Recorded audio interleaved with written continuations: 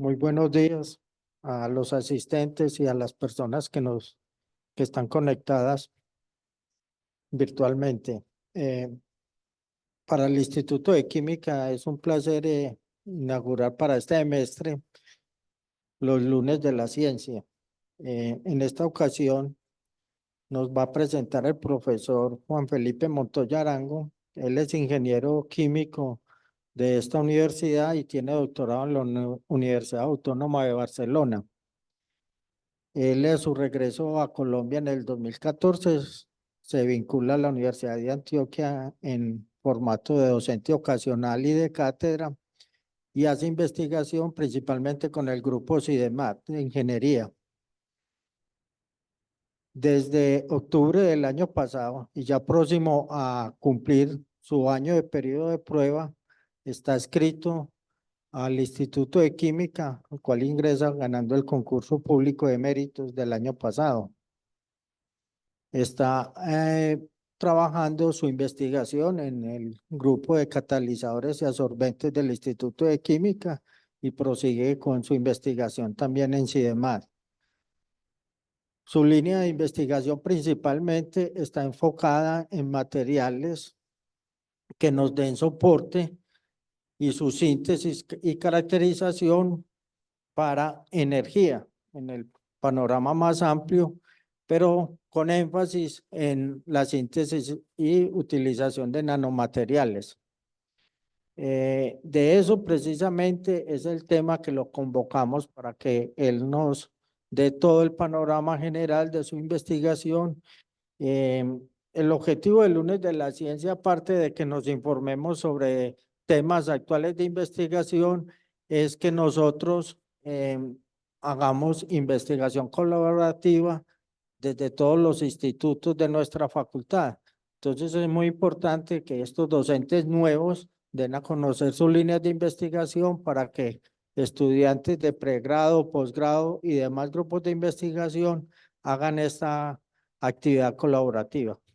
Bien pueda, Juan Felipe. Muchas gracias, profe John Jairo.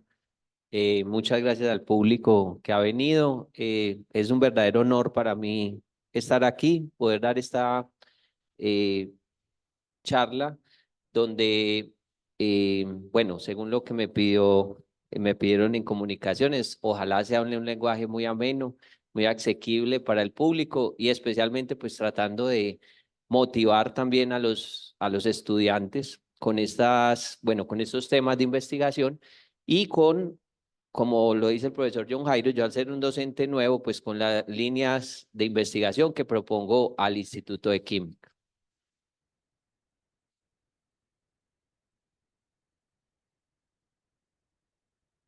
Bueno, entonces, como bien lo mencionaban, yo trabajo en los grupos de investigación CIDEMAT, que está conformado principalmente o adscrito al Departamento de Ingeniería de Materiales, pero con mi vinculación al Instituto de Química, también con el grupo de catalizadores y absorbentes. ¿Por qué? Porque encontramos líneas comunes de trabajo y en ella, pues, la línea de investigación que he propuesto desde el desarrollo de nanomateriales aplicados especialmente a los campos de energía y remediación ambiental. Como voy a mostrar, pues todo el core son materiales semiconductores y que tienen unas aplicaciones que son muy interesantes en estos dos campos. Bueno, esto lo pasaré rápidamente. Lo único que yo agregaré respecto a lo que contaba el profesor John Jairo es que yo hice mi doctorado, mi formación de base es ingeniero químico, pero hice mi doctorado en la Universidad Autónoma de Barcelona en química. Entonces, creo pues que eso también me ha ayudado a dar un perfil, me interesa mucho lo fundamental, la ciencia básica, pero también pues llevarlo a la aplicación. Eh, Estos son algunos proyectos que he desarrollado y es interesante pues por eso mostrar que hay aplicaciones tanto en remediación ambiental, por ejemplo en el campo de los semiconductores, cuando se utilizan reacciones de fotocatálisis heterogénea, pero también en el campo de la energía, porque los semiconductores, como lo veremos, pueden ser usados para el desarrollo de celdas solares o también para la producción de hidrógeno verde, que es un tema clave en la transición energética. Bueno, digamos que como la idea era mostrarles o mostrar una línea de investigación, pues estructuré, digamos, la presentación de esta manera, una pequeña introducción, la problemática, los objetivos que tendría esa línea para desarrollar aquí en la Facultad de Ciencias Exactas, pequeño marco teórico y lo más importante, algunos trabajos de investigación que, digamos, vengo realizando en el área. Aquí importante partir cuál es el core, entonces, de los nanomateriales de los que vamos a hablar hoy. Aquí lo muestro con un modelo para un semiconductor, digamos, de referencia, que es el dióxido de titanio, y es que en un semiconductor, digamos, está formado por bandas. Yo tengo una banda de valencia, una banda de conducción, y esos materiales tienen algo especial al interaccionar con fotones, de los cuales su energía sea igual o mayor que la banda de energía prohibida o gap, entonces formamos pares electrón hueco. Y los pares electrón hueco, digamos, están en la base de una serie de aplicaciones muy interesantes. De un lado, llevándolos a un circuito externo, yo podría convertir energía de los fotones en energía eléctrica, principio fundamental de una celda solar, o por otra parte, yo puedo hacer reacciones de óxido-reducción. Con los electrones, reacciones de reducción, con los huecos, reacciones de oxidación. En ese sentido, digamos que para no profundizar mucho, pero tenemos, esto tiene pues una, digamos, una ciencia bastante profunda, digámoslo así. Un material semiconductor interacciona con un fotón. Lo primero que ocurre es que un electrón se excita de la banda de valencia hacia la banda de conducción, pero en tiempos muy cortos, en picosegundos, se recombinan las cargas. Si las cargas se recombinan, digamos que yo no la puedo aprovechar para propósitos útiles. Entonces, ¿cuál es la idea? ¿Dónde enlaza esto con la nanotecnología? En general, hay que producir partículas de tamaño suficientemente pequeños para que las cargas logren migrar a la superficie, y en la superficie se producen reacciones de interés. Por ejemplo, si yo tengo un contaminante que se absorba sobre un sólido y la carga logra llegar hasta aquí, se puede reducir en la banda de conducción. A la vez, si yo tengo un contaminante que logre absorberse en la superficie y los huecos, se encuentra con un hueco, entonces se puede dar una reacción de oxidación. Digamos que este es el principio básico de estas tecnologías, donde implican que un semiconductor interaccione con la luz, ¿cierto? Y podamos producir pares electrón-hueco, recordemos eso, o sea, cargas positivas, negativas, que logren llegar a la superficie y logren producir reacciones útiles. ¿Cuáles reacciones útiles han atraído mucho el interés desde hace muchos años? No son reacciones nuevas, pero que actualmente está en auge volver a investigar, porque se necesita producir hidrógeno verde, digamos, a una escala que sea competitiva o que se pueda hacer comercial. Una reacción muy clave es la oxidación del agua, donde si yo tengo 4 huecos en superficie que reaccionan con la molécula de agua, separo la molécula en oxígeno y 4 protones. Y a la vez, en la banda de conducción, los protones reaccionan con electrones y me producen hidrógeno. Esto es muy clave porque entonces podría producir hidrógeno y la fuente de suministro energético serían los fotones. Tengamos en cuenta que el agua no se divide espontáneamente. La molécula de agua necesita una energía para poderse disociar, entonces yo no puedo extraer hidrógeno de forma espontánea. Por lo cual es muy importante que esa energía provenga de una fuente como la energía solar, lo cual haría que pueda producir un hidrógeno sostenible ambientalmente. Otra reacción que es de mucho interés es que los huecos pueden reaccionar con cualquier molécula orgánica y a través de reacciones radicalarias se pueden oxidar contaminantes. Entonces, lo que vemos aquí es que los materiales semiconductores tienen gran potencial para 2 reacciones, digamos, claves. Entonces, una es la producción de hidrógeno verde, otra es la oxidación de contaminantes. Para esto, obviamente, hay unos requerimientos como que se me alineen las bandas y el potencial redox, que haya estabilidad química del semiconductor y una alta velocidad de transferencia de carga. Entonces, ¿eso a qué nos trae? Todos esos requerimientos hacen que sea difícil encontrar materiales, que no sea trivial encontrar materiales que me cumplan todos esos requerimientos. Ejemplo, Esto es un diagrama de energía de diversos semiconductores, óxido de wolframio, óxido de titanio, óxido de cobre. ¿Qué tenemos aquí? El potencial redox de algunas reacciones de interés. Si ustedes miran esta rojita que resalto es la reducción de protones a hidrógeno que tiene este potencial redox, y esta es, digamos, la oxidación del agua a oxígeno que tiene este potencial. ¿Qué necesito yo para que un semiconductor pueda ser utilizado para estas reacciones? Que las bandas se alineen correctamente, tanto la banda de conducción como la banda de valencia, para que pueda termodinámicamente darse la reacción.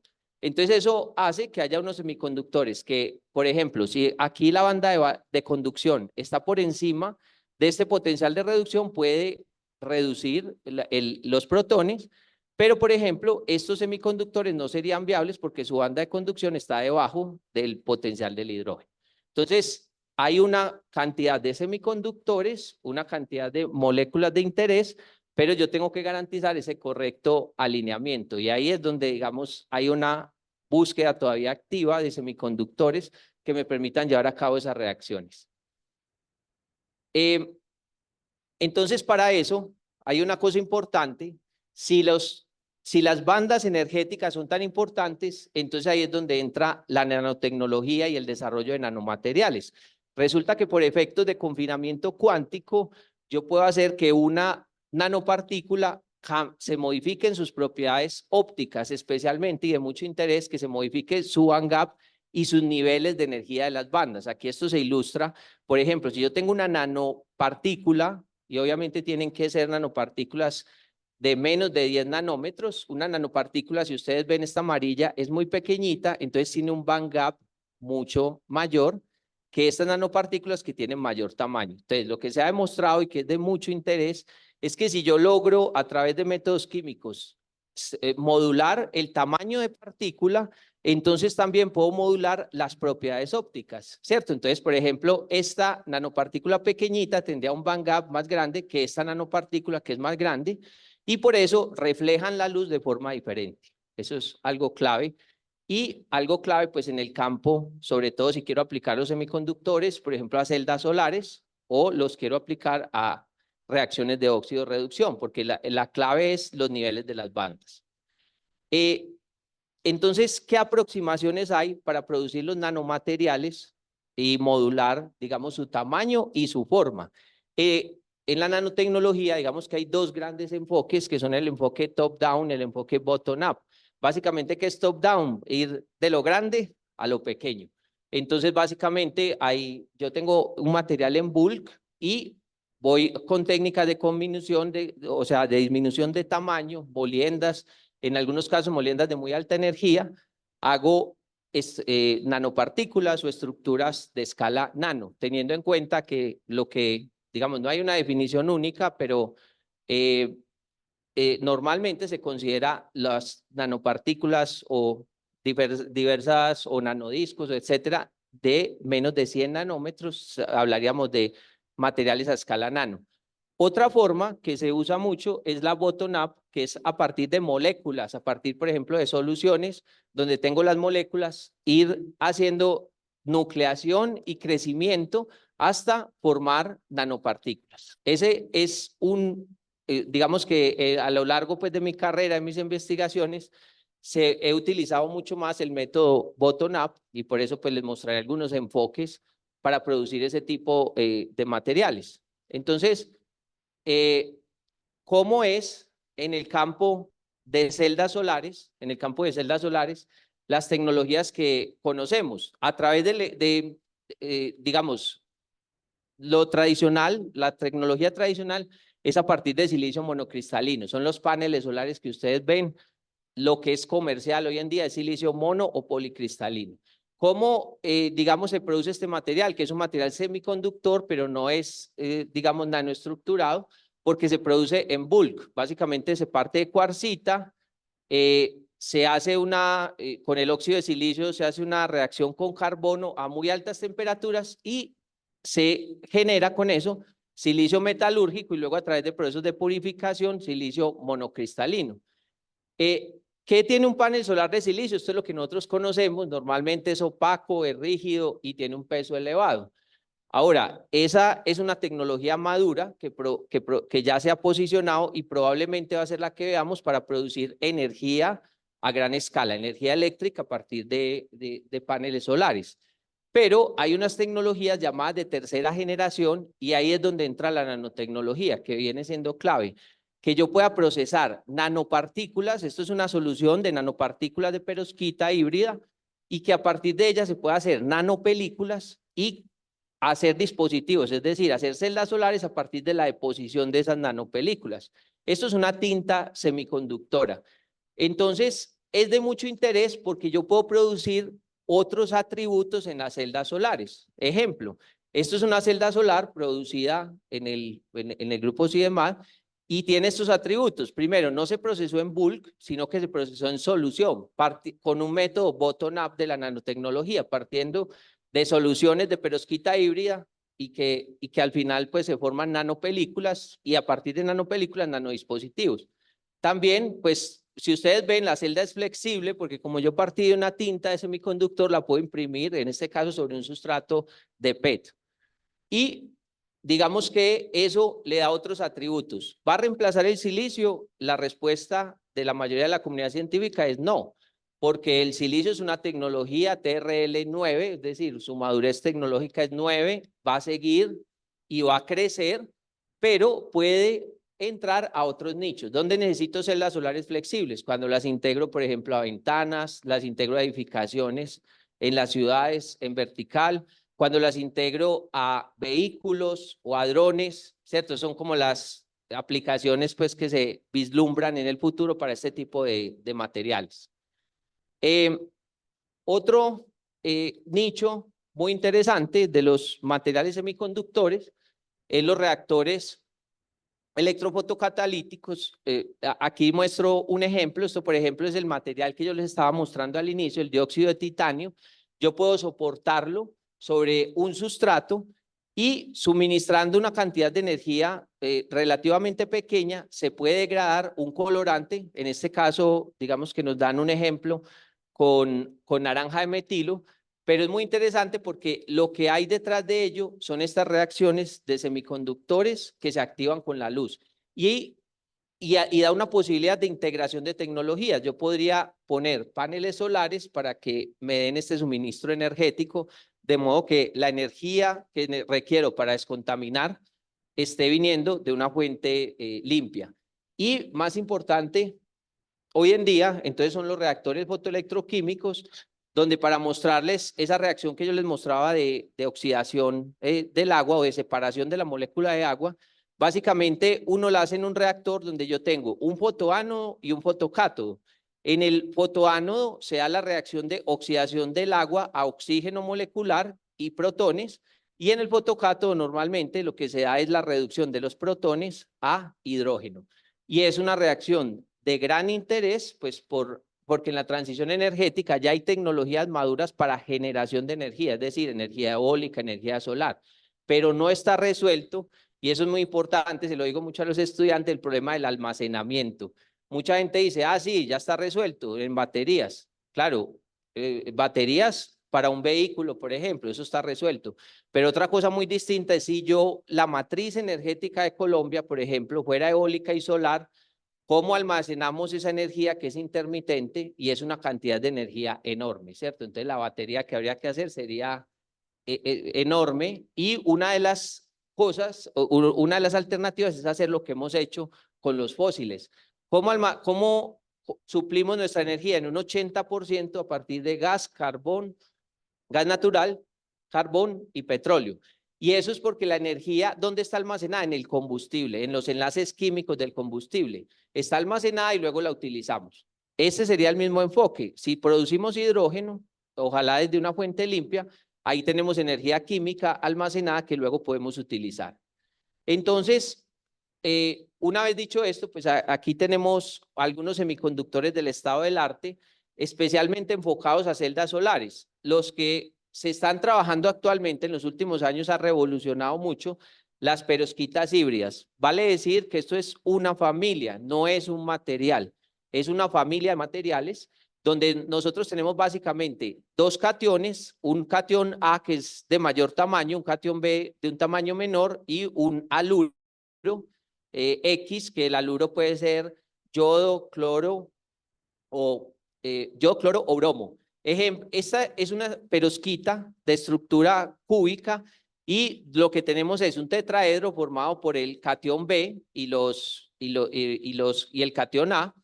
Y tenemos el catión A va en el medio, tenemos el plomo, normalmente el catión B es plomo, rodeado por haluros, y digamos, esta estructura que les muestro ahí, que les ejemplifico, es muy paradigmática porque se han logrado desarrollar celdas solares de hasta un 26% de eficiencia, es decir, eficiencias comparables a las del silicio, que el silicio tardó 60 años en llegar a ese grado de desarrollo, digamos, en su eficiencia, a partir de estos materiales que se empezaron a implementar por primera vez en el campo de fotovoltaica en el 2009. Entonces, obviamente, pues aquí no hay espacio para mostrar toda la información, pero sí me interesa que, o en el grupo tratamos de producir material para que las personas se acerquen a estas, digamos, de una forma amena en español, se acerquen a estos temas. Entonces hay un artículo que se llama Perosquitas híbridas, el futuro energético está en la escala nano. Esto es una revista que es virtual, de acceso abierto, gratuito, de la Sociedad Colombiana de Ciencias Químicas. Entonces pueden consultarla y obviamente me pueden escribir, ¿cierto? Si quieren ampliar la información sobre el tema. Otros materiales para las aplicaciones que he hablado aquí, y esto es muy importante, para las celdas solares, las perosquitas híbridas están en auge. Como son una familia de materiales, entonces hay una investigación muy activa. Normalmente, como les digo, este catión A, con la primera que se utilizó es de metilamonio, normalmente el haluro es yodo y en el centro del octaedro está el plomo.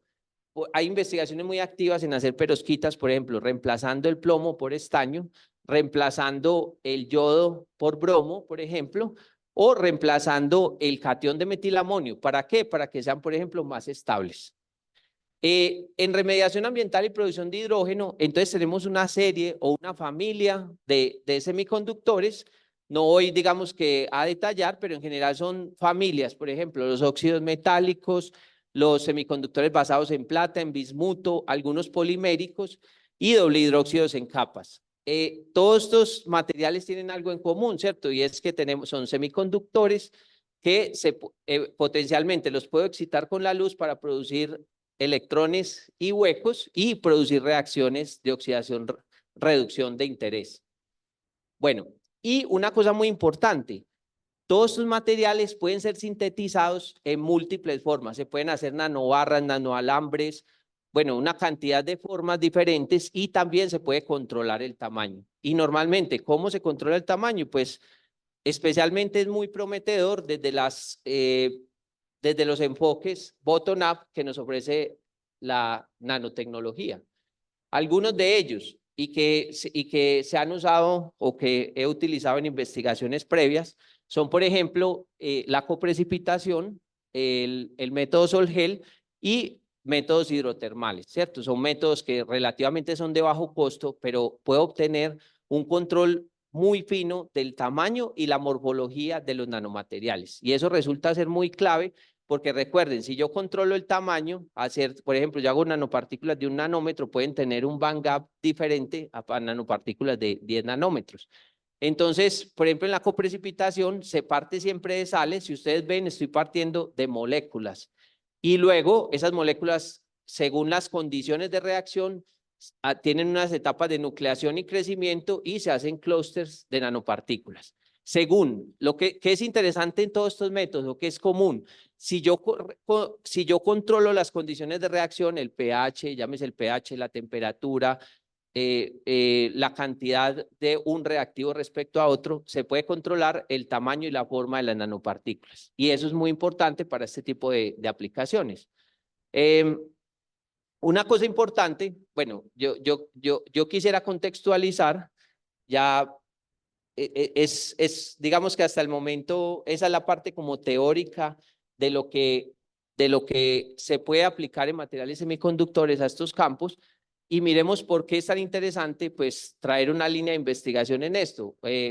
Valga decirlo, aparentemente pues se sabe mucho, pero esta figura me gusta bastante porque el problema de los combustibles fósiles sigue estando ahí, o sea, no todo está inventado, y a pesar de los múltiples avances que hemos tenido, si ustedes miran esto, 2009 y esto es 2020, y seguimos, 80% de nuestra matriz energética es fósil y vamos, o la hemos bajado solo al 78.5. Eso es a nivel mundial, pero al consultar las cifras, Colombia es muy parecido. Nuestra matriz energética todavía es 4/5 partes aproximadamente es fósil, ¿cierto? Y hay un paquete energético que propone la Agencia Internacional de Energía, pues para obviamente cambiar esto en un panorama de aquí al 2050, que es para que no tengamos un calentamiento de más de 1.5. Y básicamente en ese paquete energético hay una cosa muy interesante, está en un 25% implementar energías renovables, también implementar eficiencia energética, electrificar muchos sectores que no funcionemos solo con combustión interna, pero también está el hidrógeno. Entonces, de esas tecnologías que les he mencionado, por ejemplo, las celdas solares, caben en la parte de aumentar las renovables y el hidrógeno verde, pues es otra tecnología que es clave en ese paquete que, digamos, se vislumbra. Bueno, en Colombia, importante que en Colombia se han hecho esfuerzos, tenemos unas hojas de ruta, ¿cierto?, para avanzar hacia eficiencia energética, movilidad sostenible y tenemos una hoja de ruta del hidrógeno verde. Es importante pues que, digamos, conozcan eso. En una investigación, digamos que nos hicimos recientemente en el grupo, dijimos, venga, pero lo del hidrógeno verde, ¿por qué es que está sonando tanto? Hay como mucho interés, eso está sonando, pero realmente estudiemos de una forma seria cuál es el potencial. Entonces, aquí, pues, muy recomendado este trabajo también, pues, digamos que este trabajo donde uno o donde se analiza la producción o el potencial de generación de hidrógeno verde en Colombia y casos de estudio aplicables, es decir, partes en el mundo donde se está produciendo hidrógeno a partir de hidroelectricidad, a partir de energía solar, a partir de energía eólica o a partir de biomasa, porque hay varias rutas, y cuál es el potencial de estos recursos que realmente tenemos en Colombia. Entonces, digamos que aquí este mapa, así a grandes rasgos, nos ilustra que, por ejemplo, para producir hidrógeno verde a partir de energía solar, tenemos mucho potencial en esta región de la Orinoquía. A partir de energía eólica tenemos mucho potencial aquí en la Guajira, sobre todo en la media y alta Guajira. A partir de hidroelectricidad podríamos producir también hidrógeno verde. Y lo que se muestra es que hay casos ya de éxito donde se produce a escala industrial hidrógeno verde a partir de estas fuentes. Una cosa muy interesante es ver, digamos que esa es la tabla que resume el panorama, lo desaprovechados que tenemos, digamos, los recursos en ese sentido. Por ejemplo, en energía solar nosotros tendríamos un potencial de 8.000 gigas y solo, aún en la actualidad, solo aprovechamos 0.7 gigas. Y no hablo para producir hidrógeno verde, para producir simplemente energía solar fotovoltaica. O sea, todavía tenemos un potencial grandísimo que todavía está, digamos, desaprovechado. Y una cosa importante, este número, que es el LCOH, que es el costo nivelado que tendría producir hidrógeno a partir de solar, aún es muy alto. Tenemos $5.6 por kilogramo de hidrógeno que se produzca. Según el NREL, que es el Instituto de Energía Renovable de Estados Unidos, para que esto sea viable, nosotros necesitamos bajar a $2 de hidrógeno por kilogramo para que sea competitivo con las formas como se produce el hidrógeno actualmente.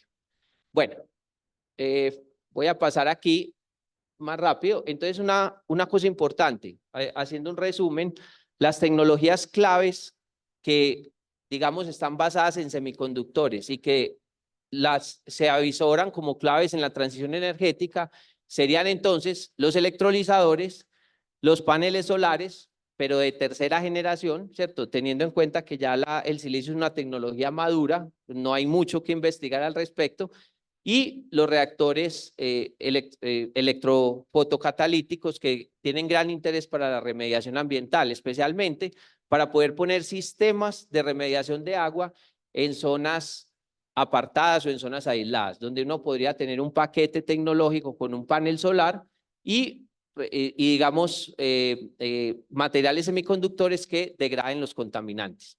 También en electrolizadores, como yo les he mencionado, lo clave es que nosotros tenemos en reacciones en el ano donde se oxida el agua y podemos separar el oxígeno del hidrógeno. Y en paneles solares, pues como les he mencionado, una tecnología clave está basada en perovskitas híbridas. Bueno, esto lo voy a pasar porque sencillamente serían los objetivos que se tienen en esa línea de investigación que se ha propuesto al instituto, pero básicamente una cosa importante es por qué hacer todo esto, ¿cierto? Entonces, para producir o desarrollar capacidades, especialmente, ¿qué vemos prometedor? Con el silicio prácticamente toda la producción la tiene dominada China. En cambio, con los materiales de tercera generación, producir semiconductores en solución es totalmente viable hacerlo aquí en Colombia y poderlo producir a escala local.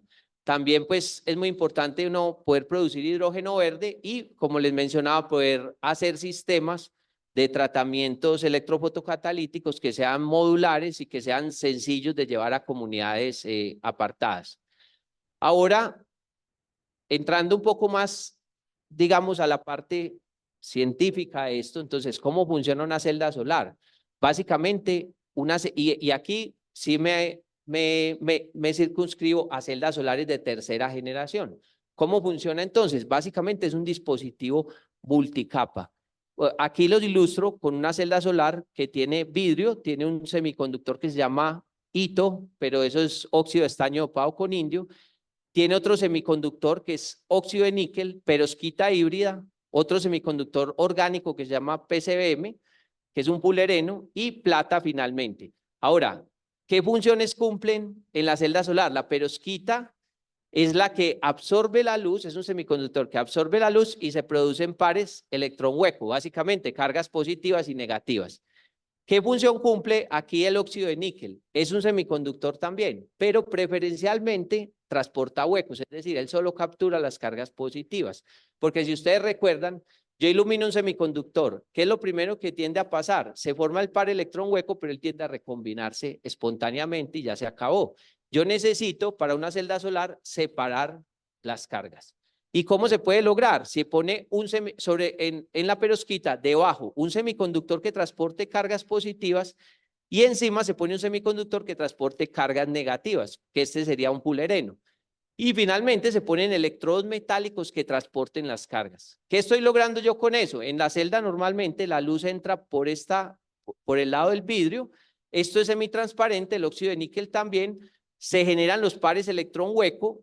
Los huecos van a salir por esta parte, los electrones por esta parte, y entonces ¿yo qué estoy haciendo? Transformando fotones en trabajo eléctrico útil. Digamos que eso es el principio de funcionamiento de una celda solar de tercera generación. ¿Cuáles serían entonces, digamos, los retos desde el punto de vista de materiales? Sintetizar las nanopartículas de perovskita y depositar nanocapas. Para darles una referencia, todo este dispositivo que estoy mostrando ahí mide de altura en Z menos de 1 micrómetro, ¿cierto? O sea, menos de 1 por 10 a la menos 6 metros. ¿Y por qué? Porque estas son capas realmente muy delgadas. Esta capa, por ejemplo, nosotros la hemos medido, tiene 20 nanómetros, esta capa tiene alrededor de 400 nanómetros y esta capa tiene alrededor de 40 nanómetros. Entonces es un dispositivo multicapa, pero nanoestructurado. Entonces, digamos, ahí hay un ensamblaje de cosas. ¿Qué se tiene que hacer? La síntesis de las nanopartículas, luego la deposición sobre sustratos y formar nanopelículas. Y las diferentes nanopelículas forman todo un dispositivo que me cumple una función, transformarme fotones en trabajo eléctrico útil. Eso se explica con este diagrama de energías. Normalmente, por ejemplo, la perovskita es donde se forman los pares huecos, que son positivos, y electrones. Y normalmente, por ejemplo, el PCBM, que es la capa que está encima, captura selectivamente los electrones. y su banda de valencia está mucho más abajo que la perovskita, entonces los huecos o cargas positivas no pueden saltar hacia el PCBM. Eso es lo que explica energéticamente por qué unos materiales semiconductores atraen electrones, pero bloquean huecos. Y con el óxido de níquel pasa lo contrario. Yo tengo cargas positivas que pasan a la banda de valencia del óxido de níquel, pero los electrones no pueden pasar al óxido de níquel. Eso está prohibido termodinámicamente porque la banda de conducción está por encima de la banda de conducción de la perovskita. Entonces, esto es a grandes rasgos el esquema de cómo funciona una celda solar de tercera generación y digamos que hay mucho que trabajar o que investigar en estos materiales. Especialmente, ¿qué pasa con estas celdas solares? Actualmente, ¿qué se está trabajando? Como les decía, el material de interés que más se ha utilizado es la perovskita híbrida de plomo-aluro, donde yo tengo el plomo en el centro, está rodeado en forma octaédrica por aluros, en general yodo, y en los extremos tengo cationes de metilamonio. Pero ¿qué pasa? Las celdas de silicio duran hasta 25 años, es un material inorgánico y no reacciona con las condiciones a las que está sometida una celda solar, que son la luz ultravioleta, la humedad o el oxígeno. Esto, como tiene cationes orgánicos, tiende a ser más reactivo y por ende la estabilidad récord que se ha logrado ha sido de máximo 1 año. Entonces es uno de los retos de la tecnología. ¿Qué se está estudiando? Reemplazar estos cationes de metilamonio por cationes de formamidinio o por cationes de cesio para hacer perovskitas totalmente inorgánicas. La cosa es que cuando uno cambia los cationes, muchas veces también está cambiando el band gap. Entonces es un juego bastante complejo, pero este material es muy versátil. Ya se han logrado hacer celdas solares viables con diferentes cationes y también inclusive reemplazando, por ejemplo, el plomo, porque el plomo trae, digamos, un problema que sería la toxicidad, ¿cierto? Que al final de la vida útil de la celda solar, entonces me quedan unos desechos de plomo. Se han hecho estudios donde se ha cambiado el plomo por estaño. Lo otro es que como esto es un dispositivo multicapa, también hay que trabajar ingeniería de interfaces, es decir, cómo un material se conecta con el otro, porque en muchos casos hay pérdidas de carga en esas conexiones entre un material y otro, entre esas nanocapas. Y el problema de la estabilidad pues se refleja aquí. Si ustedes ven, estos son unos módulos solares de perovskita que pusimos a probar en una estación solar real al lado de módulos de silicio y uno ve, digamos que esta es una estructura que está en buen estado. Este es el color normal que tiene la perovskita, que es como café y tiene un viso morado por la capa de PCM que tiene encima, pero esta que se ve acá se ve ya como amarilla. ¿Y es por qué? Debido a la exposición a los factores ambientales externos, la perovskita se transforma en yoduro de plomo, pues que va a verse amarillo pues a la vista, ¿cierto? Entonces, eso es uno de los retos y una de las cosas que se están trabajando actualmente. Otro, bueno, aquí no voy a profundizar mucho por espacio de tiempo, pero en los otros frentes que hemos hablado, lo que yo les quería traer es qué retos hay para investigación. Entonces, uno de ellos es en las reacciones que habíamos mostrado de water splitting, ¿cierto? Que básicamente es tener ánodos donde se dé la oxidación del agua y cátodos donde se dé la reducción de los protones. Normalmente estas reacciones en el semiconductor produzco el par electrón hueco, pero normalmente el 97% de los fotones se recombinan, o sea, prácticamente todo se recombina. Y si se recombina, ¿qué significa? No tengo reacción, o sea, el electrón se relaja, vuelve a la banda de valencia. Pero yo necesito que el electrón llegue y reaccione. Entonces, normalmente, ¿qué se hace? Se ponen cocatalizadores, por ejemplo, platino, óxido de níquel, se ponen esos cocatalizadores en la superficie de la nanopartícula semiconductora. ¿Para qué? El objetivo de eso es aumentar la velocidad de transferencia de carga para que se pueda producir la reacción de interés. También otra línea de investigación muy interesante ha sido el dopaje.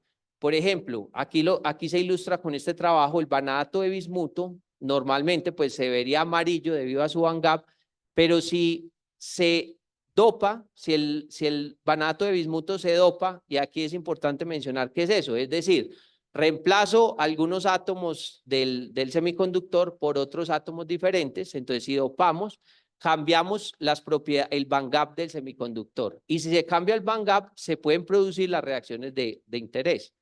También otro frente de trabajo muy importante es hacer semiconductores, hacer lo que se llaman heterojunction, o sea, heterouniones. Entonces, ¿entre quién? Si lo miramos con este ejemplo, esto es un semiconductor tipo P. ¿Por qué tipo P? Básicamente porque transporta selectivamente o principalmente está conformado por, digamos, sus portadores mayoritarios de carga son huecos y los tipo N es aquellos donde sus portadores mayoritarios de carga son electrones. Entonces, lo que se está haciendo es ensamblar semiconductores que tipo P con tipo N para que en el semiconductor tipo N se den las reacciones de reducción y en el semiconductor tipo P las reacciones de oxidación. En términos generales, ¿qué es lo que se hace al hacer estas estrategias? Es evitar, yo tengo que evitar que las cargas se recombinen, porque como lo menciono, las escalas de tiempo, al iluminar en escalas de tiempo de femtosegundos se producen pares electrón-hueco y en escala de tiempo de picosegundos eso se recombina. Entonces, hay que hacer estas estrategias para evitar ese proceso que es la recombinación. Y finalmente, pues es muy importante hacer estrategias de química de superficie. Si yo modifico lo que hay en la superficie de las partículas semiconductoras, entonces se hace más viable que se produzcan esas reacciones de oxidación y reducción. Bueno, ¿cómo estamos de tiempo? Sí, ahora. Bueno, pero aquí muy importante pasar a los trabajos, dado ya este contexto general, a los trabajos algunos trabajos de investigación recientes que se vienen adelantando en los grupos de investigación, CIEMAT y catalizadores y absorbentes. Entonces, básicamente, ¿qué hacemos nosotros? Pues precisamente sintetizar, caracterizar nanomateriales, también depositarlos en forma de películas y también fabricar y caracterizar dispositivos. ¿Qué tipo de dispositivos? Celdas solares, pero también hemos hecho reactores fotoelectroquímicos. Entonces, en la primera parte, normalmente, ¿qué hacemos en síntesis y caracterización? Aquí hay pues ejemplos, por ejemplo, nosotros en general sintetizamos materiales semiconductores a través de métodos de síntesis bottom-up que resultan bastante económicos y se puede tener un control muy fino del tamaño y la morfología. Aquí, por ejemplo, lo ilustro, estos son nanopartículas de dióxido de titanio y miren el tamaño que tienen, 5 nanómetros. Entonces ahí uno puede empezar a jugar, ¿cierto?, con esos efectos cuánticos que le determinan el band gap. Normalmente usamos pues diversas técnicas de caracterización y a través de las investigaciones, digamos, que he realizado, se han aplicado para fotocatálisis heterogénea, o sea, para remediación ambiental, es decir, para oxidar contaminantes. Y una cosa muy interesante es que las propiedades de esas nanopartículas se pueden, digamos, modular desde la síntesis. También se han caracterizado o se han realizado síntesis de nanopartículas de óxido de níquel que las hemos aplicado exitosamente en celdas solares de perovskita. Digamos, el trabajo se puede consultar en este DOI, a cualquiera pues le puedo compartir. Y también últimamente doble hidróxidos de níquel hierro, y esos son muy importantes porque son catalizadores para producir hidrógeno verde. Bueno, las referencias, eso lo pueden encontrar en mi Google Scholar, se pueden encontrar algunos trabajos relacionados con lo que les estoy describiendo. Una cosa interesante que es, digamos, se está tratando de implementar. Esto era de un trabajo anterior realizado en mi doctorado, pero que se ha demostrado, digamos, que es útil y que todavía se puede seguir aplicando, y es el marcaje isotópico. Aquí lo que les muestro es, por ejemplo, uno puede sintetizar dióxido de titanio. ¿Cómo lo marca isotópicamente? Uno parte de tetracloruro de titanio, pero la hidrólisis la realiza con agua marcada isotópicamente. ¿Qué es lo interesante de eso? Que el material, el dióxido de titanio, me queda marcado con oxígeno 18 en la propia red del material semiconductor. Y al hacer reacciones, por ejemplo, en este caso lo que se hizo fue oxidar un contaminante que era el benceno a CO2, se puede elucidar mecanismos de reacción. Por ejemplo, en este caso nosotros elucidamos que al oxidarse benceno en presencia de luz con óxido de titanio, se crean vacantes de oxígeno, porque al tener el material marcado, pudimos comprobar, detectando el CO2 por espectrometría de masas, pudimos detectar que en el CO2 aparece oxígeno 18, es decir, que ese oxígeno venía de la red del semiconductor. Entonces, eso demuestra que in situ se van produciendo vacantes de oxígeno y que esas vacantes se rellenan por parte de las moléculas de agua que hay en el medio.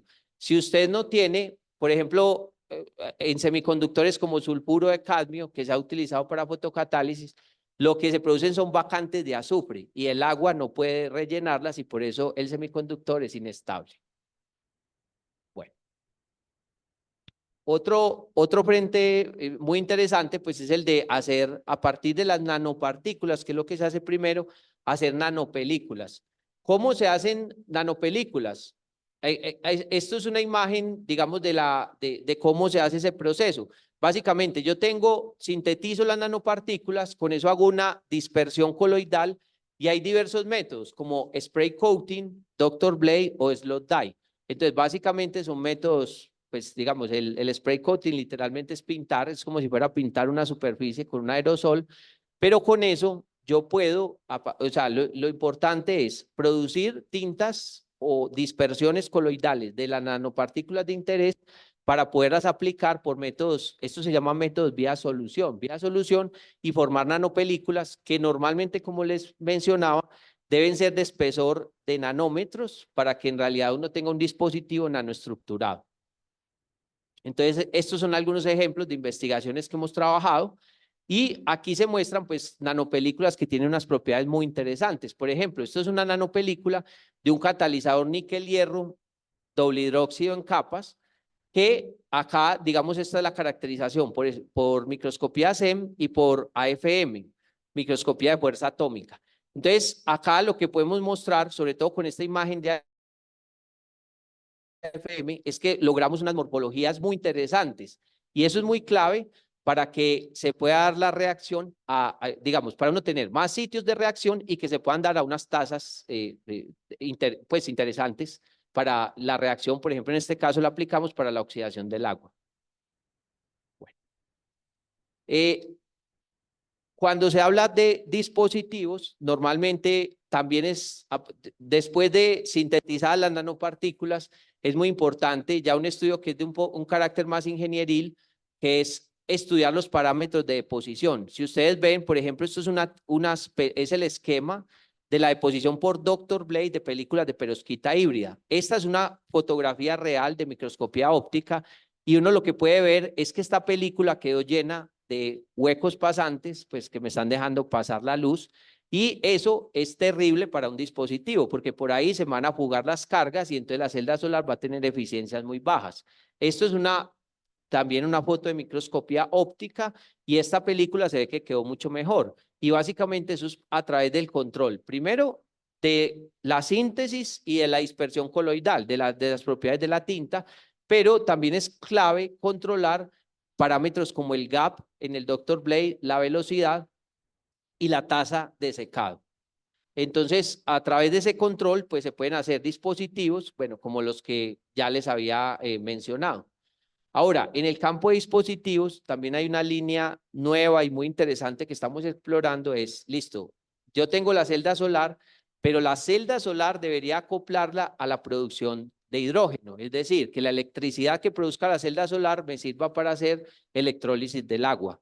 Entonces, en este caso, se implementaron celdas solares de perovskita híbrida recubiertas con carbono, con pastas de carbono, para poderla proteger porque el agua ataca a la perovskita y en ese caso lo acoplamos con un catalizador de níquel-hierro y entonces se lograron hacer de forma exitosa, digamos, las reacciones de oxidación y de reducción de protones, de oxidación del agua y de reducción de protones.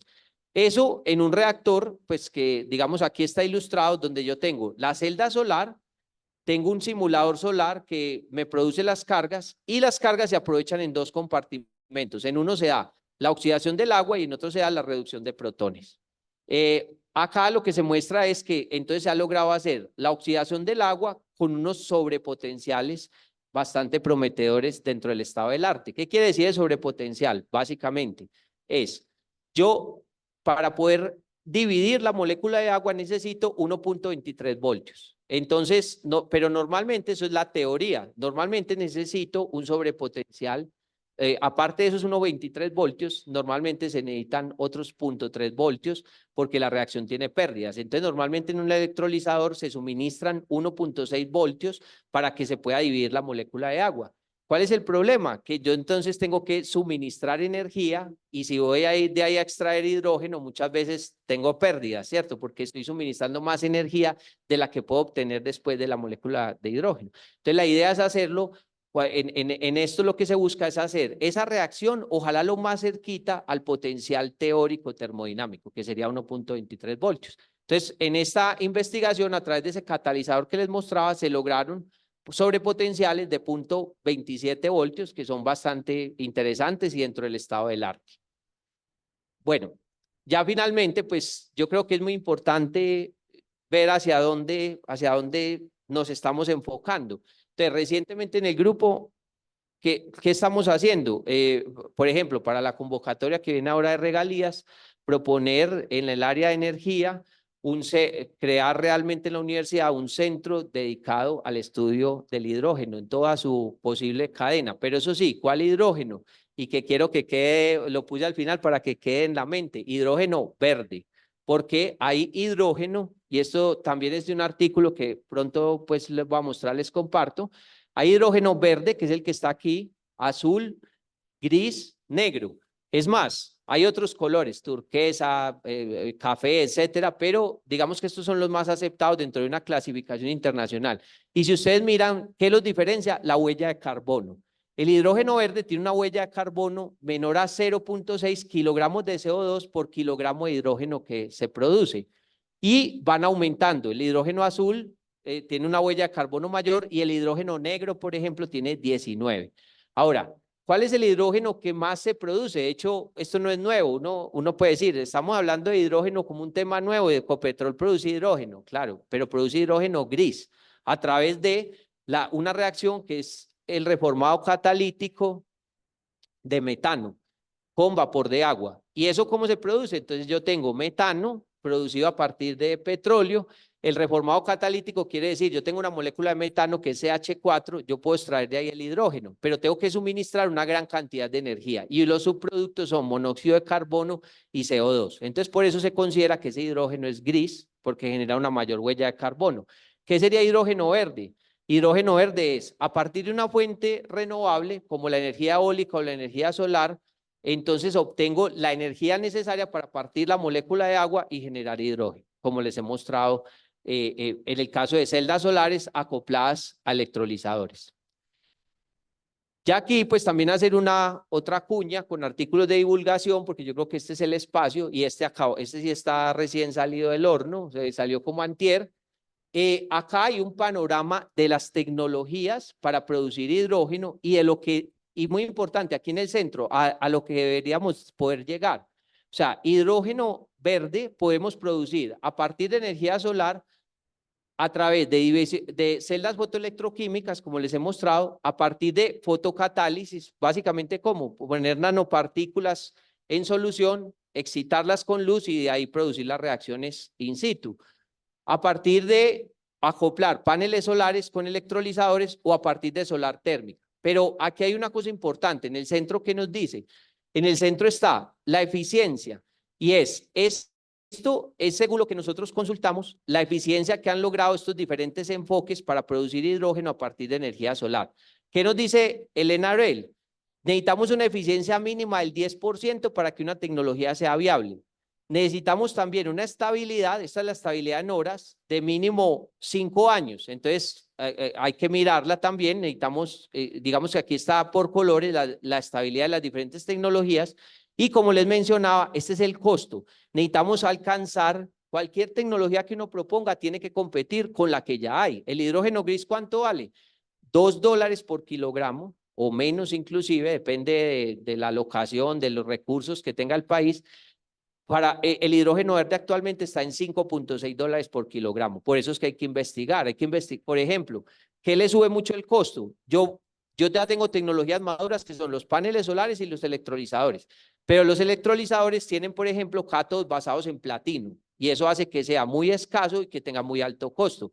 Hay que investigar en materiales abundantes, por ejemplo, catalizadores basados, por ejemplo, que les mostraba basado en níquel hierro, que puedan llegar a competir con el platino dando sobrepotenciales lo suficientemente bajos. Eso es como lo que hay. Y pues para una mayor ilustración de esto, está, como les digo, esto está fresquita, la misma revista que nos gusta utilizarla como una plataforma para divulgar el conocimiento, es la revista de la Sociedad Colombiana de Ciencias Químicas y este número lo editamos nosotros. Digamos que aquí hay una compilación de artículos sobre diferentes aspectos de tecnologías que tienen que ver con el hidrógeno. En el caso nuestro, investigamos la electrólisis, nosotros investigamos más la generación de hidrógeno, es decir, energía solar y electrólisis, pero también hay artículos de grupos que investigan celdas de combustible, que ese sería más el uso. Es decir, yo tengo ya el hidrógeno, se lo suministro a una celda de combustible y ese me produce electricidad.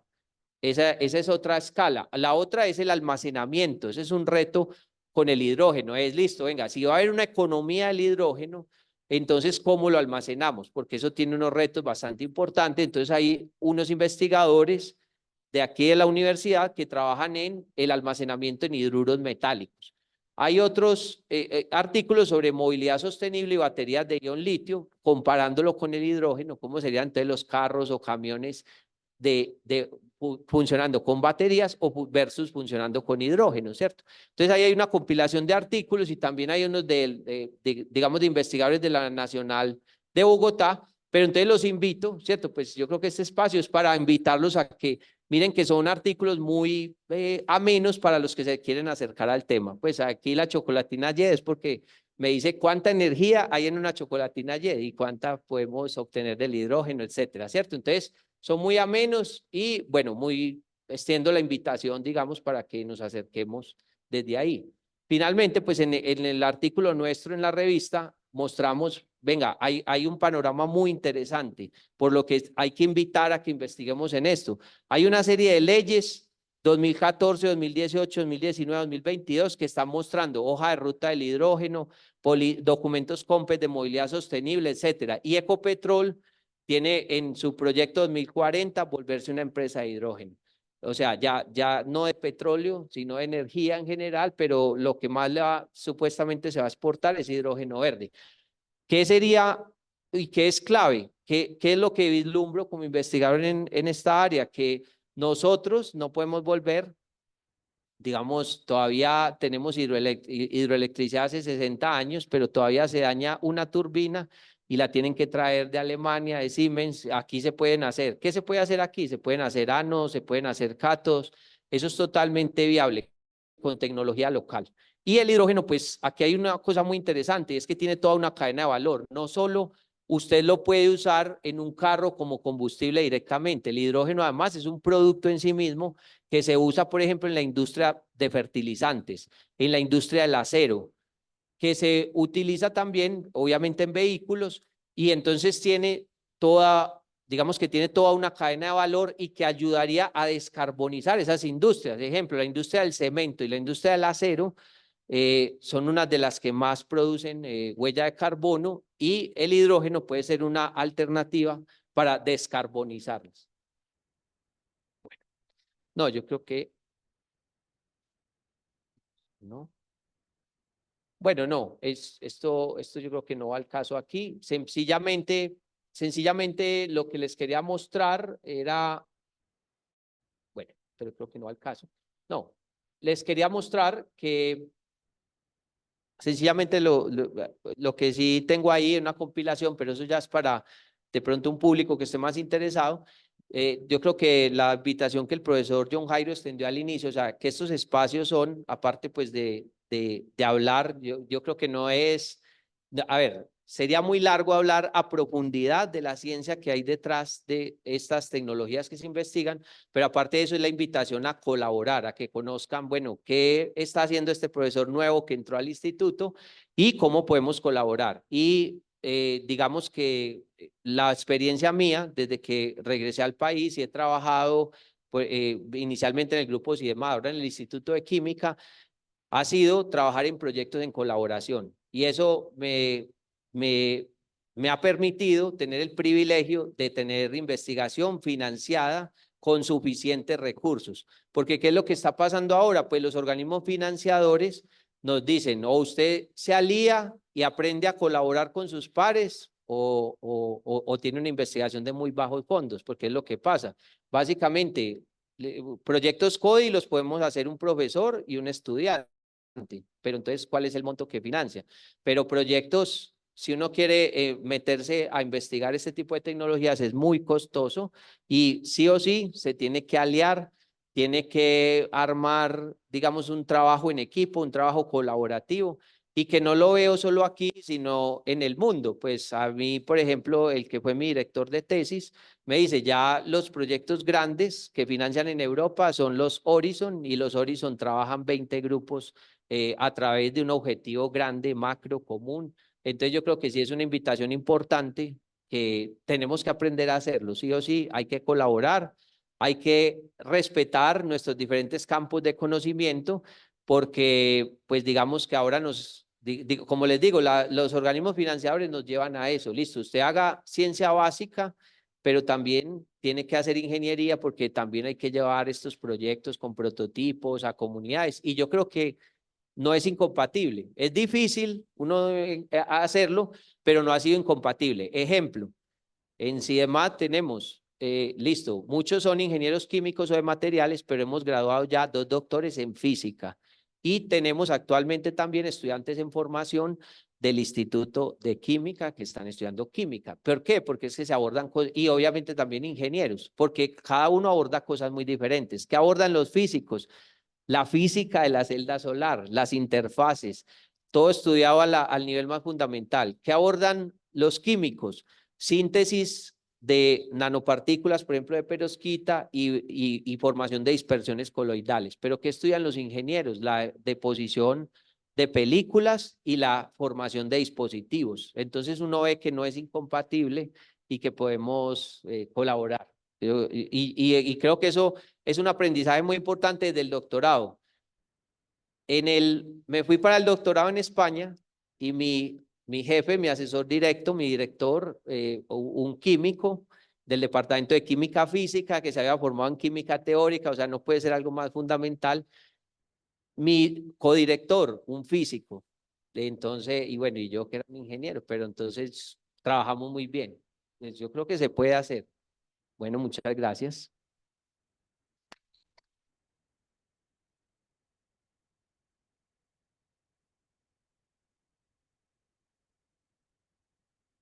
Muchas gracias. Aló, hola. Muchas gracias al profe por acompañarnos y aceptar esta invitación a este espacio. Muchas gracias a las personas que nos acompañan en el auditorio y a las más de 30 personas conectadas, tanto en Facebook como en el enlace de Zoom. Ahora vamos a habilitar entonces el espacio de preguntas. Invitamos a las personas que se encuentran en el auditorio a utilizar el micrófono para que las personas conectadas puedan escuchar las preguntas. ¿Tenemos preguntas en el espacio o comentarios?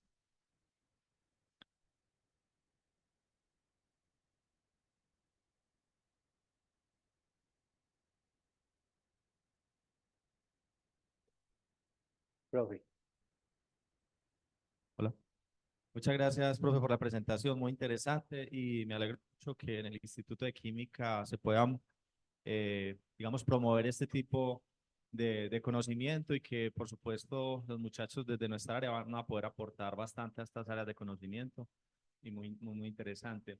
Tenía algunas inquietudes, profe, cuando tú hablas de la parte de la eficiencia de las celdas solares, aquellas que están basadas con perovskita, ¿en qué porcentaje de eficiencia vas con relación a la química del silicio? Bueno, para definirle al público, la eficiencia básicamente es cuántos fotones logro convertir en energía, en trabajo eléctrico útil. Básicamente, eso hay una medida estándar. Normalmente las celdas solares las iluminamos con un simulador solar que me da un sol. Y un sol sería, es una unidad pues reconocida internacionalmente, que sería 1000 vatios por metro cuadrado de una fuente de luz que tenga una distribución espectral similar a la del Sol. Entonces, con eso comparamos, ¿cierto? Tecnologías. Ahora, el silicio, a escala de laboratorio, muy importante decirlo, es decir, una celda de 1 centímetro cuadrado de silicio, hay una institución que es el NAREL, el Instituto Nacional de Energía Renovable de Estados Unidos, que de hecho publica una tabla y que todos los laboratorios quieren estar en ella, que es la evolución en el tiempo versus la eficiencia. Y en silicio es 26.1%, a escala pequeña.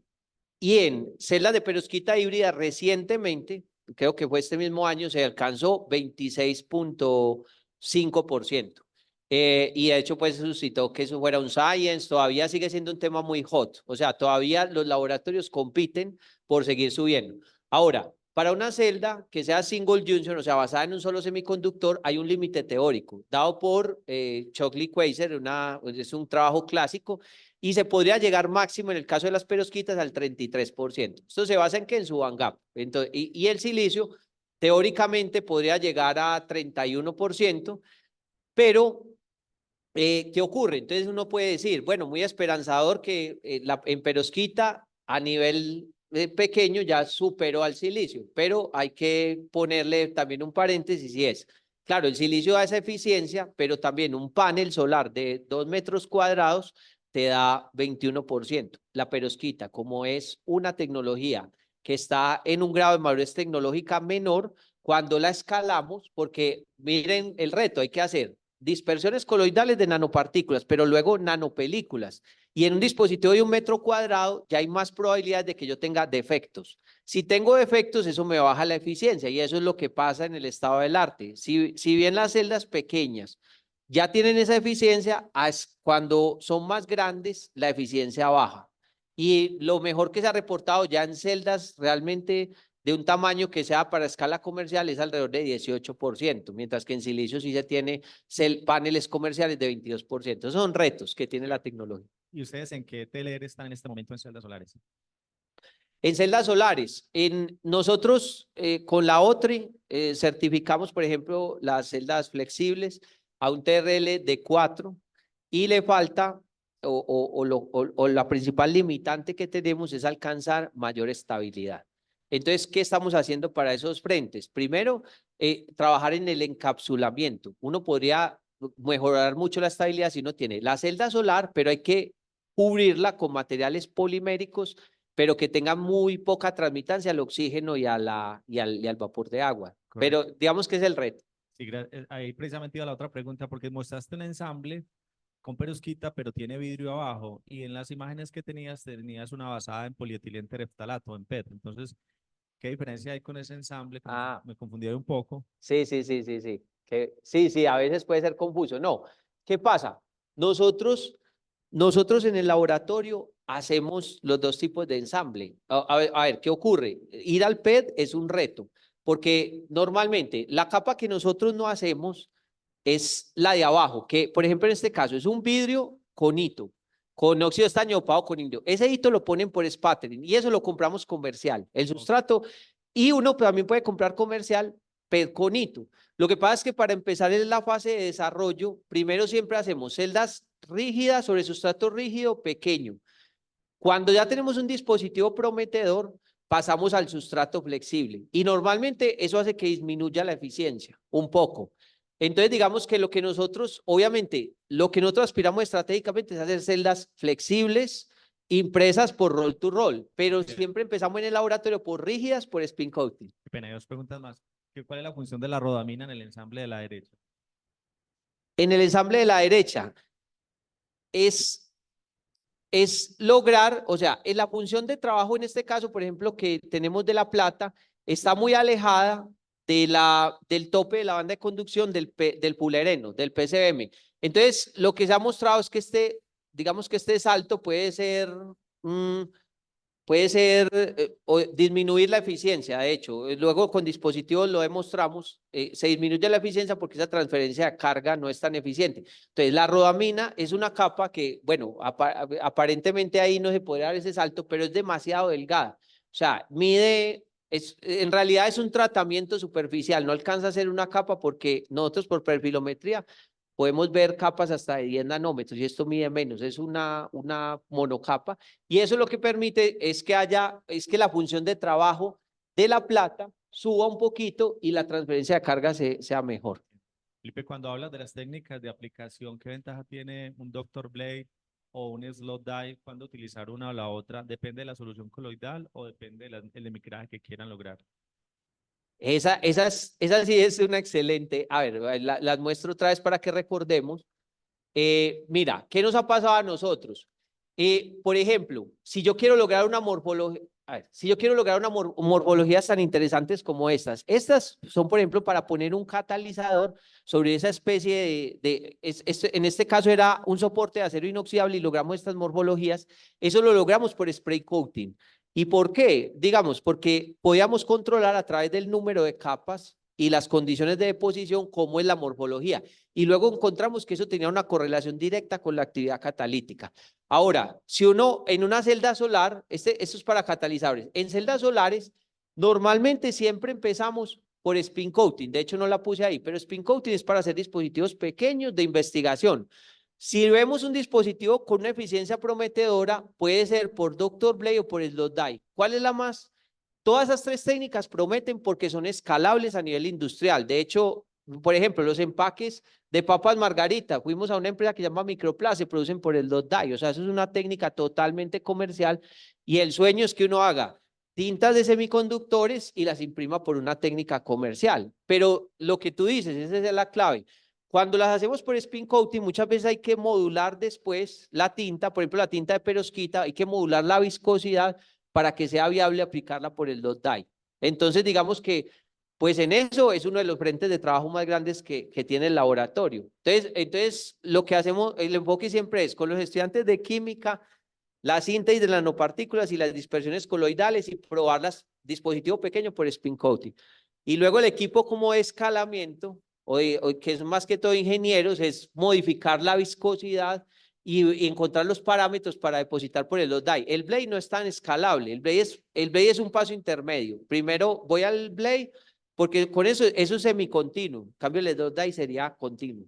Que ahí desde el punto de vista de la química de superficie también se puede, digamos, generar muchas aplicaciones y se puede aportar mucho en la parte que tú hablas como ingenieril, porque todo físicamente pues se reduce a fenómenos físico-químicos de absorción de energía libre de superficie, velocidad de posición, entonces también se puede hacer aportes muy importantes ahí.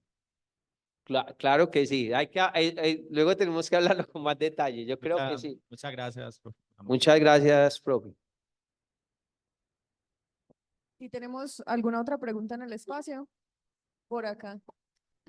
Mientras tanto, tenemos una pregunta vía Facebook. Dice, al finalizar la vida útil de una celda solar, ¿es posible reutilizar todos sus componentes para fabricar una nueva celda o se deben desechar?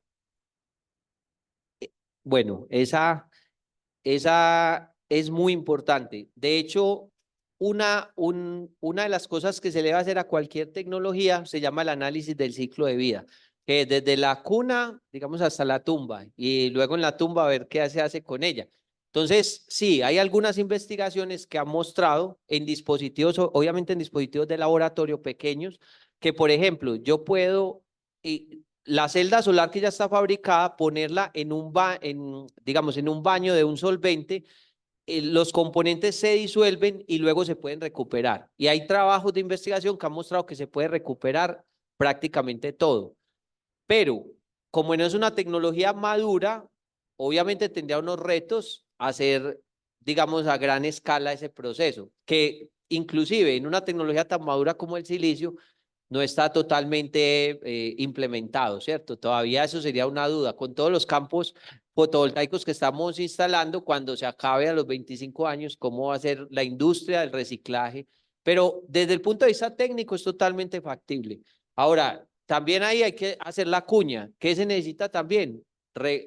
Digamos, técnicamente es factible, pero se necesita también una ayuda regulatoria. Es decir, que para que eso se vuelva un negocio, tiene que ser que a las personas, por ejemplo, les cobren por desechar eso, o sea, que desecharlo sea más caro que reutilizarlo, porque eso está pasando, por ejemplo, ahora hay para decirlo, hay una egresada de doctorado en ingeniería de materiales que montó su empresa reciclando componentes de baterías. Y eso es muy interesante. Pues yo creo que con los paneles solares va a pasar lo mismo y es totalmente viable hacerlo desde el punto de vista técnico.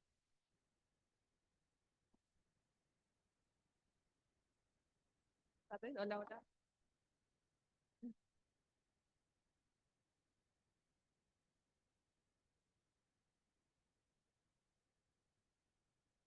Hola, hola. Bueno, primero que todo agradecer por esta divulgación tan amena, tan fácil de captar. Muchísimas gracias. Gracias. Y yo no tengo mucho conocimiento al respecto, pero quisiera saber qué tan tóxico puede ser una celda de estos de tercera generación, ya que tiene, pues, la perovskita tiene metales pesados que pueden ser. Sí, bueno. Hay una cosa, bueno, yo para todo hago cuñas, entonces, pero bueno, la cuña justamente es que sometimos hace poco un trabajo, bueno, ese todavía no está aceptado, pero luego me puedes escribir y lo mando, pero es muy interesante, es porque es análisis de ciclo de vida. Entonces, justamente analizamos cuáles materiales y cuánta energía se gasta en producir una celda solar, ¿cierto? Y cuáles son, digamos, en 10 categorías, el análisis de ciclo de vida se usa para cualquier tecnología. En 10 categorías ambientales como huella de carbono, eutroficación, bueno, son como 10 categorías diferentes. ¿Cuál es el impacto que causa una celda solar? Incluso versus las de tercera generación versus las de silicio. Si bien el plomo llama mucho la atención porque uno dice, uy, es muy tóxico, nosotros ahí hicimos una cuantificación y resulta que lo que se utiliza es muy poco porque yo en el caso de la perovskita hago una capa de 400 nanómetros. Entonces, básicamente, ¿cómo lo cuantificamos? Si tengo 1 centímetro cuadrado de celda, pero solo 400 nanómetros de altura, ¿cuánto plomo se encuentra ahí? Y resulta que es bastante pequeño. Ahora, mientras la tecnología funciona, es decir, cuando la celda está funcionando, está encapsulada, porque si no la encapsulo se degradaría. Entonces, en ese momento no se está liberando plomo. ¿Cuál es el riesgo? El riesgo es cuando la tecnología termina su ciclo de vida, ahí sí hay que desencapsularla y podría ir el plomo a cuerpos de agua y sería muy grave. Pero entonces ahí es eso, queda totalmente abierto. O sea, ¿qué tan tóxica puede ser? Durante su vida útil no lo es. Durante su producción, el gasto de plomo es menor que muchos otros objetos que hay que puede contener, pues con la que cuantificamos, contiene mucho menos plomo que muchos objetos de la vida cotidiana, pero en su disposición final sí puede causar grandes problemas. Y entonces va enlazado con esta pregunta, ¿qué habría que hacer para que no tenga un impacto ambiental enorme? Habría que implementar una tecnología de reciclaje de las celdas solares, lo cual es viable, como te digo, mostrado a pequeña escala, se demostró que es totalmente viable. Básicamente, yo puedo disolver las películas, es decir, pongo un baño de, por ejemplo, acetona, pongo las películas y ahí recupero, digamos, los materiales. Profe, tenemos otra pregunta en Facebook. La profesora Dorángela Hoyos, primero le envía felicitaciones por la presentación, luego consulta, no está segura si se mencionó el proceso de obtención de los óxidos mixtos y sus precursores. Sí, perdón, ¿me repites? Quiere saber si se mencionó el proceso de obtención de los óxidos mixtos y sus precursores. Si lo mencioné, no, yo creo que por el alcance de la charla no profundicé en cómo obtener los diferentes óxidos pues, que se utilizan. Básicamente, a lo largo pues, de los trabajos de investigación que he hecho, casi lo que siempre se usa y lo más económico, siempre se buscan síntesis por coprecipitación, por ejemplo. Entonces, en el caso del óxido de níquel, lo que se utiliza es partir de una sal como nitrato de níquel y someterla a una reacción con hidróxido de sodio a un pH controlado y se obtienen las nanopartículas. Digamos que esa es la historia, por ejemplo, para obtener óxido de níquel. Para obtener óxido de titanio, por ejemplo, es una reacción de hidrólisis, partir de tetacloruro de titanio, hidrolizarlo y obtener dióxido de titanio. Y los óxidos mixtos en general, casi siempre se obtiene primero un óxido, luego el otro. Por ejemplo, uno puede obtener el óxido de titanio, como les describía, por hidrólisis, el óxido de níquel por coprecipitación, y posteriormente, pues a través de síntesis mecanoquímica o a través de someterlos a temperaturas altas, se hacen las heterojunturas para tener óxidos mixtos, ¿cierto? Pues en general, ese es como el proceso que se suele utilizar. ¿Tenemos alguna otra pregunta en el espacio?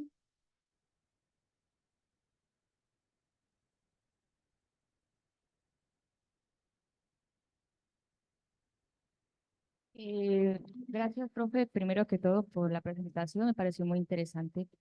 Tengo una pregunta y es, ¿cómo se supo y cómo ha sido el trabajo de extraer el hidrógeno verde de las capas, perdón, de las celdas solares?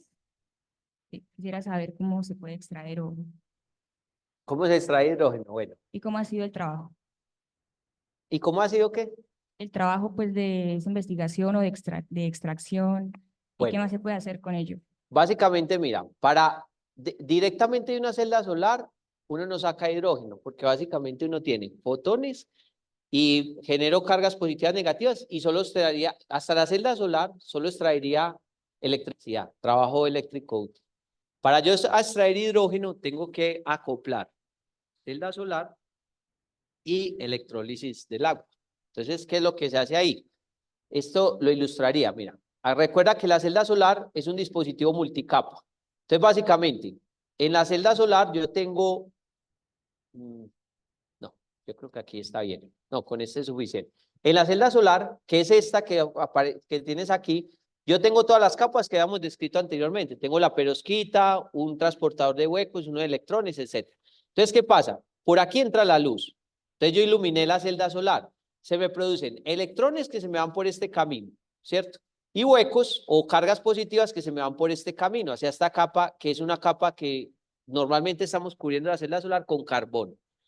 Y acá tengo un catalizador. Entonces, ¿qué ocurre? Los huecos son oxidantes y los electrones son reductores. Entonces, ¿qué pasa? Los huecos, yo saco los electrones por esta vía y los electrones, ¿qué reacción generan? Me reducen los protones a hidrógeno. Ahora, los huecos que llegan aquí a la superficie, donde está el carbono y el catalizador, me oxidan el agua y me producen OH- o me pueden producir O2, pues depende del pH de la solución. Entonces, todo eso, ¿cómo se hace? Todo eso se hace ensamblando la celda solar con un reactor para electrólisis. Entonces, este reactor, esto es un esquema, pero en realidad es un reactor real que hicimos en el grupo, impreso por 3D. Entonces, lo que hacemos es, aquí se pone la celda solar, se ensambla, todo eso pues lleva sus tornillos y se ensambla. Aquí iluminamos con un simulador solar, entonces la luz entra, se me producen los electrones y los huecos y los electrones salen por esta vía y aquí me reducen protones y me generan hidrógeno. Y los huecos quedan en la superficie del carbono catalizador y aquí se me oxida el agua y se me produce oxígeno. Digamos que esa es la historia y eso es todo lo que ensambla uno. Uno ensambla la celda solar con un electrolizador. ¿Y qué es el electrolizador? Básicamente, donde yo tengo agua y se produce una reacción que es la electrólisis del agua, que es, de hecho, tú no necesitarías la celda solar. Uno podría, de hecho, en las prácticas de docencia, ponemos un beaker y ponemos electricidad. Si tú le pones electricidad al agua con el suficiente potencial, vas a ver que van a empezar a haber burbujas de hidrógeno y de oxígeno. ¿Qué es la gracia de hacerlo con una celda solar? Que yo pueda extraer la energía que necesita esa reacción, no de conectarme a la luz, porque entonces estoy haciendo trampa, pues trampa no, sino que es de dónde obtuve esa energía, sino poderlo hacer a través de los fotones que vienen del sol, produje electricidad y con eso hice la electrólisis del agua. Eso sí es hidrógeno verde. Ese es el cuento, ¿cierto? ¿Sí quedó claro? Ah, bueno, listo. Bueno, profe, vemos que ya no tenemos más preguntas en el espacio o en las redes. Nuevamente, profe, lo felicitamos por la charla y le agradecemos por su participación en Lunes de Ciencia. Un aplauso para el profe. Muchas gracias por el espacio. Igualmente agradecemos la participación de las personas en el espacio y de las más de 30 personas que nos acompañaron, más de 30 personas que nos acompañaron en el espacio virtual. Muchas gracias a todos y muy pronto les estaremos compartiendo el resto de la programación del lunes de ciencia para este semestre. Muchas gracias a todos. Y muchas gracias al director de química.